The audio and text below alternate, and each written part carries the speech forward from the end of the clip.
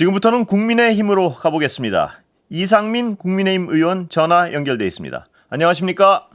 네, 안녕하세요. 선거 고생 많으셨죠? 예, 고생 많았고, 결과도 안 좋아서 예, 그렇습니다. 예. 어떠십니까? 이 좀 큰 차이로 한번 져보시니까 선거 소회가 어떻습니까? 제가 2004년도부터 이제 국회의원 선거 6번째이거든요. 예, 그 중에 이제 17, 18, 19, 20, 21 때 5선은 쭉 됐고요. 이번에 이제,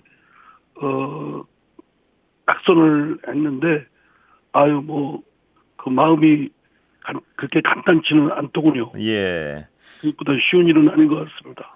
주민들의 민의는 어떻게 평가하십니까? 그러니까 59.76대 37.19 좀 꽤 큰 차이로 지셨는데요. 민의는 어떻게 해석하십니까? 네, 저는 이제 그 민주당에서 이제 이재명 대표나 개딸들의 그 불의에 맞서 싸우다가 도저히 거기서는 있을 수가 없다 해서 민주당과 결별하고 이제 국민의힘으로 당적을 옮겨서 출마를 했지 않습니까? 예, 여러 가지가 있죠. 우선 이제 국민의힘 소속이니까 윤석열 정권에 대한 정권 심판, 특히 윤석열 대통령에 대한 그런 국정에 대한 좀 어쩌면 심하게 표현하면 혹독할 정도의 심판이 있었다고 생각되고요. 또 특히 저희 지역은 대한민국 과학기술 메카라고 할 정도의 과학기술 연구소와 연구자들이 집적해 있는 곳입니다. 여기에 작년에 올해 예산에 대한 그 R&D 예산 삭감이 대폭 있었고, 그에 대한 불합리한 부분이 매우 컸기 때문에 그에 대한 분노가 좀 많았던 것 같고요. 또 상징적으로 보여주는 카이스트 졸업식장에서의 졸업생의 입을 틀어막고 끌고 나가는 장면이 전국 방방곡곡에 다 방송이 됐지 않았습니까? 예. 이런 것들에 대한 젊은 사람들의 울분 이런 것들이 뒤섞여서 하여튼 또 제가 그 민주당에 있다가 국민의힘에 온 거에 대한 또 여러 가지 반감도 있을 수 있고요. 하여튼 그런 것들이 나서 상당히 오래전부터 그런 분위기가 감지가 됐습니다. 예. 그 정권 심판 열기는 선거 운동을 하시는 복판에 계셨으니까 느끼셨을 텐데 그때 혹시 탈당을 후회한다거나 뭐 그런 감정은 없으셨습니까? 그거는 각오하고 왔기 때문에 제가 왔을 때 국민의힘으로부터 덕을 제가 보겠다든가 반사적 이득을 얻겠다든가 이런 건 없었고, 오히려 국민의힘이 그 윤석열 대통령 지지도도 매우 낮았고 또 국민의힘도 민주당에 비해서는 낮은 상황이었기 때문에 그거는 그런 리스크는 안고 각오하고 국민의힘에 입당했고 그런 각오로 출마를 했던 것이고 그렇습니다. 예. 후회는 없었습니다. 예. 오늘 그 국무회의 발언 대통령의 어떻게 평가하십니까? 들으셨습니까? 예. 예, 들었습니다. 다 듣지는 못하고요. 방송에 나오는 것을 주요 부분을 들었는데, 저는 대통령께서 지난 강서구청장 선거 때 대패했지 않았습니까? 예. 그때도 국민의 말은 무조건 옳다라고 했고, 이번에도 총선은 더한 그 강서구청장 전국판이 벌어졌지 않았습니까? 그렇게 될 정도의 정권에도 충격을 크게 줬을 테고, 또 윤석열 대통령도 아마 마음적으로는 섭섭하다 생각도 있으실 텐데, 그럼에도 불구하고 저는 윤석열 대통령이 무조건 그 국민 앞에 무릎을 꿇었어야 된다고 생각되는데, 그런 무릎을 꿇는 모습은 제가 느끼진 못했어요. 예. 이렇게 조목조목 그 정책별로 미흡한 부분, 부족한 부분, 아쉬운 부분 이런 말씀들을 하는데, 국민들은 그 전에 정책이 잘못은 있을 수 있죠. 그러나 그것이 쌓여서 라기보다는 그 이전에 대통령의 국민에 대한, 특히 반대파에 대한 자세나 태도, 또 국민에 대한 소통의 관계, 이런 그런 것이 국민들이 볼 때는 굉장히 불통, 심지어는 국민의 민심을 외면한다 라고까지 생각하는 게 그 불편하지만 현실이거든요. 예. 근데 그 부분을 확실하게 그 본질을 보고 정면을 응시하고 그 부분에 대한 국민적 사과와 그 자세 태도에 대한 대전환을 하겠다 이런 각오를 피력했어야 되는데 그 미시적인 그런 정책들에 대한 뭐 미흡한 부분 뭐 이런 것들을 좀 나열식으로 하니까 초점도 흐리고 또 대통령이 진정하게 정말 본질을 이렇게 응시하고 거기에 맞서 해법을 내놓은 것인가 이런 점에서는 솔직히 그렇게 마음이 와닿지가 않습니다. 자, 그렇다면 약간 예. 국민과의 그 교감 사이클이 잘 안 맞는 것 같다라는 생각이 들었습니다. 오늘 발언을 보고 많은 사람들은 대통령의 통치 스타일이 변하지 않겠구나. 이런 어떤 우려를 하는 분들이 많습니다. 어떻게 보세요? 앞으로도 이런 통치 스타일 변화 가능성이 있다고 보십니까?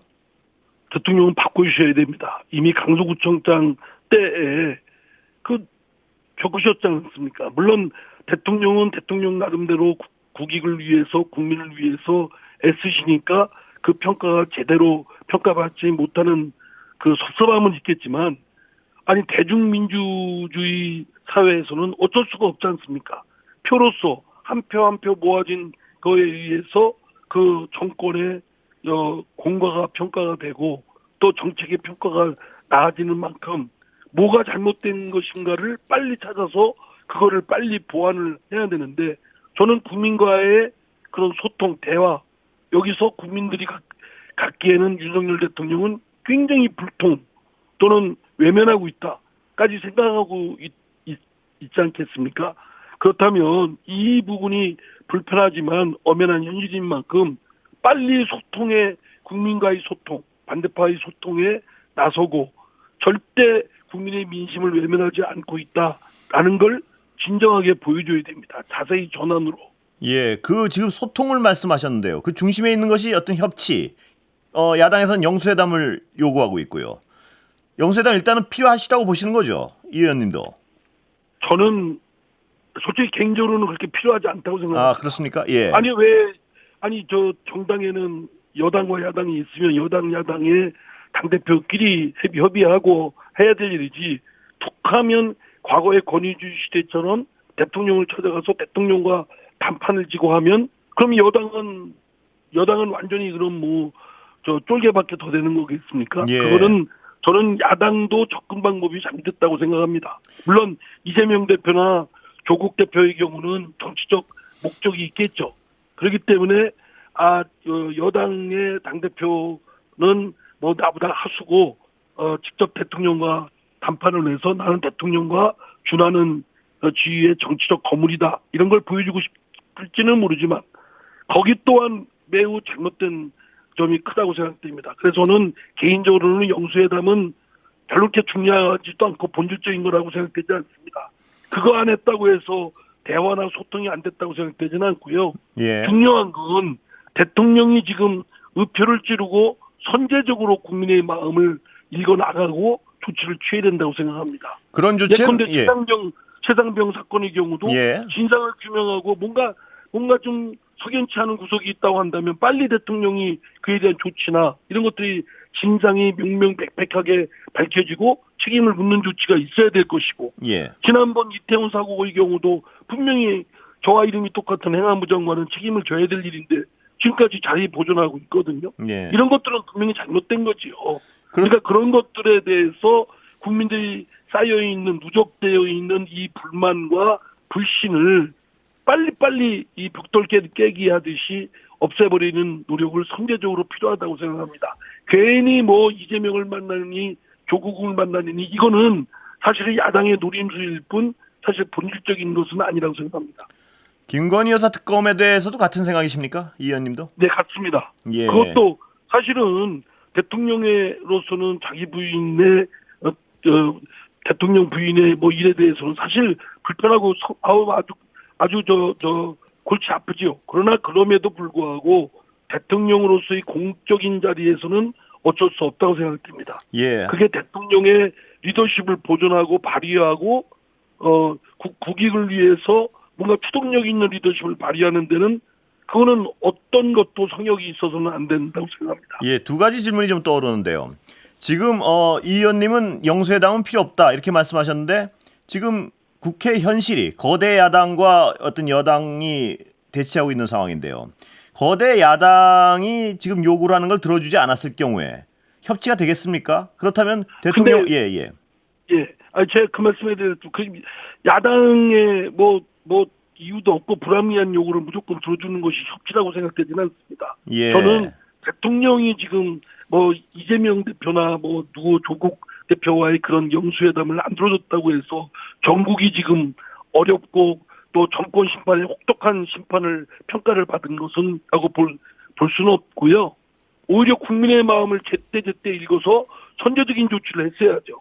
최상병 건, 이태원 건, 뭐 여러 가지 국정 난맥 뭐 이런 것들에 대해서 잘못했으면 빨리 시정하고 사과를 하고 빨리 다음을 나가야 되는데 그렇지 못한 윤석열 정부의 문제점에서 비롯되는 것이지 뭐 이재명 대표 뭐 만났다 안 만났다가 뭐가 그렇게 나라 국가 운영에 중요합니까? 또 예. 국민들 입장에서는 그 지지자들은 중요하다고 생각할지 모르지만 저는 그렇게 생각하지 않습니다. 야당의 예.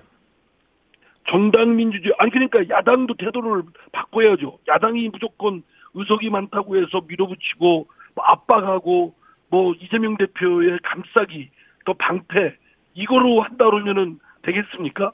이재명 대표도 중대 범죄 혐의를 받고 있고 재판을 받고 있고 부끄러운 모습이 아닙니까? 또 조국 대표도 지금 유죄 판결까지 2심에서 받았잖아요. 한국 정치사에서 이런 일이 어디 있습니까? 사실 그 본인들도 얼굴을 들고 다닐 수 없는데 워낙 윤석열 대통령과 정부가 또 여당 국민의힘이 못하다 보니까 반사적 이득을 이번에 얻은 거 아니겠습니까? 그렇다고 해서 기고만장하고 기세등등해서 의석수가 많다는 걸 이유로 밀어붙이고 누르겠다. 그것 또한 국민들도 아마 곧 심판이 있을 거라고 저는 생각합니다. 의원님은 지금 이번 국회 내에서 최상병 특검을 통과시키자 뭐 이런 입장 같은데요.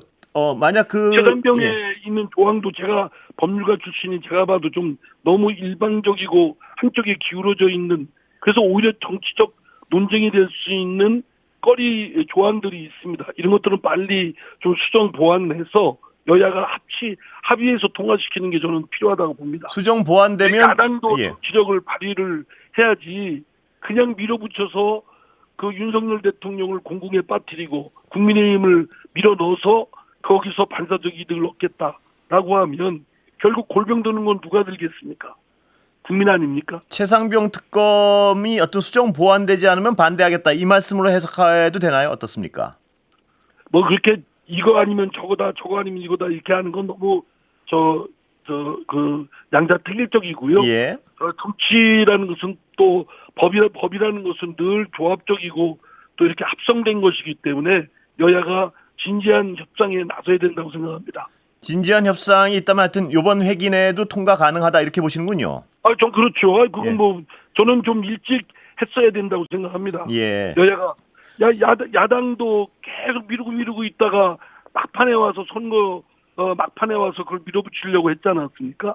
또 여당도 계속 이를 미루고 뭔가 석연치 않은 구석이 있는 것처럼 안개를 피우다가 결국 몰려서 결국 그 국민들로부터 호되게 꾸지람 들은 것이고요.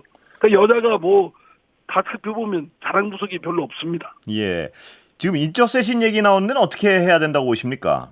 총리 이 인선이나 정도 상황이면 예. 인적 쇄신을 해야죠. 예. 뭐 마음에 드는 인물이 있든 없든 간에 관계없이 총리나 비서실장 또 내각 대통령실에 전면적인 대대적인 쇄신이 필요하고 거기에 들어가는 인물군들은 대통령한테 충성을 다하고 대통령의 마음을 헤아리는 사람들보다는 국민의 마음을 헤아리고 국민의 목소리를 전달하고 대통령한테 요령 있게 아주 섬세하게 국민들의 뜻을 전달해서 국민들의 뜻에 맞추는 국정을 할 수 있도록 그런 능력 있는 분들이 좀 필요하다고 봅니다. 총리가 야당의 인준 가능한 총리 후보로 누구 떠오르는 분이 있으십니까? 이 의원님은?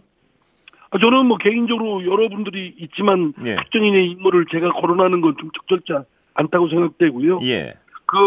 맞습니다. 사실 그런 훌륭한 분들을 찾으려면 물론 예수 석가모니 같은 분이야 있겠습니까만은 그러나 우리 대한민국에서 그래도 훌륭하고 주위에 평판 좋고 또 능력도 있는 분들이 있기 때문에 시야를 넓게 가지면, 그리고 나한테 꼭 충직하게 충성만 다하는 사람을 요구하는 것이 아니라면 훌륭한 분들은 주위에 많습니다. 예, 거국 내각 주장에 대해서 어떻게 보십니까? 그거는 좀 무책임하죠. 예. 거국 내각 하면 그게 제대로 되겠습니까? 지금같이 여야가 아예 정권을 나눠갖자고 얘기하는 게 더 솔직한 얘기 아니겠습니까? 예. 무슨 거국 내각입니까? 그러니까 어차피 대통령 중심제고 대통령의 정권 행정부를 맡겼다고 한다면 그건 그것대로, 또 국회는 지금 민주당이나 야당이 다수당 아닙니까?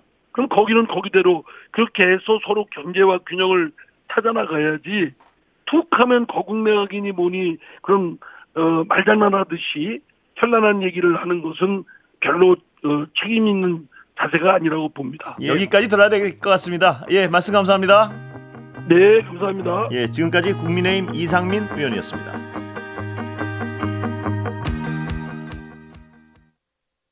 세상이 스마트해지는 사이